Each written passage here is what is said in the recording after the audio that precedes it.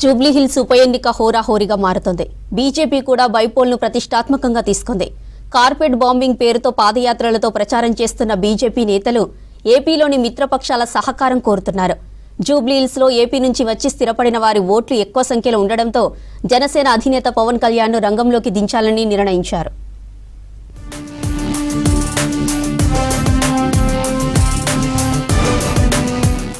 Jubilee Hills polling కు గడువు దగ్గర పడుతుండటంతో బీజేపీ నేతలు ప్రచారంలో స్పీడ్ పెంచారు. కేంద్ర మంత్రి కిషన్ రెడ్డితో పాటు ఇప్పటికే ఆ పార్టీ ముఖ్య నేతలు, ఎంపీలు, ఎమ్మెల్యేలు నియోజకవర్గంలో విస్తృతంగా ప్రచారం చేస్తున్నారు.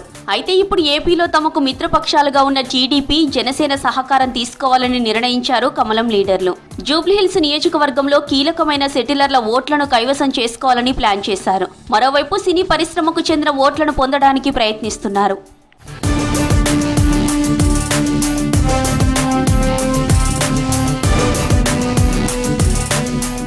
జూబ్లీహిల్స్ లో ఏపీకి చెందిన 1,50,000 మంది ఓటర్లున్నారు. ముస్లింల తర్వాత కాపు సామాజిక వర్గానికి చెందిన ఓటర్లే ఎక్కువ మంది ఉన్నారని బీజేపీ నేతలు లెక్కలు వేస్తున్నారు. సినీ పరిశ్రమకు చెందిన వారు 30,000, కమ్మ సామాజిక వర్గానికి చెందిన ఓటర్లు 25,000 మందికి పైగా ఉన్నారని తెలుస్తోంది. వీరిని ఆకట్టుకోవడానికి జనసేన అధినేత పవన్ కళ్యాణ్ తో ప్రచారం చేయించాలనుకుంటున్నారు కమలం నేతలు.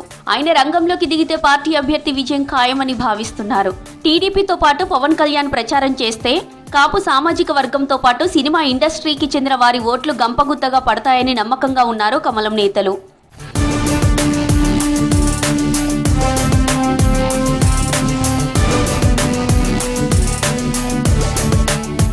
జూబ్లీహిల్స్ లో ఎన్డీఏ కూటమిలోని పార్టీలన్నీ తమకు మద్దతు ఇస్తున్నాయంటున్నారు కేంద్ర మంత్రి కిషన్ రెడ్డి.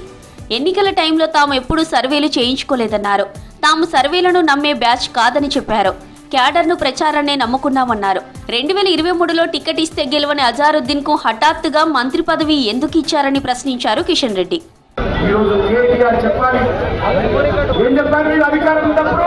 హైదరాబాద్ డెవలప్మెంట్ అయిపోయింది, ఈ సింగపూర్ అయిపోయింది, వాషింగ్టన్ డీసీ అయింది, అనేక రకాల మాట్లాడారు.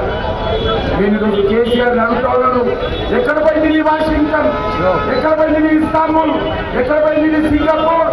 నా జూబ్లీహిల్స్ కేంద్రంగా డ్రైనేజ్ తో రోడ్డు లేకుండా ప్రజలు అష్ట కష్టాలు పడుతున్నారు. మిస్టర్ కేసీఆర్, దమ్ము ధైర్యం ఉంటే మా యొక్క బోడబండకు వచ్చి 2 కిలోమీటర్లు పాదయాత్ర చేయాలి.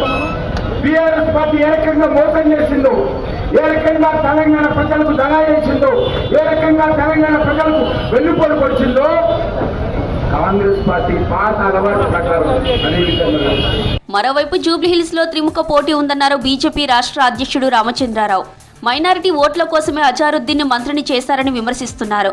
బీఆర్ఎస్, కాంగ్రెస్ డబ్బు, ప్రలోభాలు, బెదిరింపులతో ఓట్లు వేయించుకోవాలని భావిస్తున్నాయన్నారు.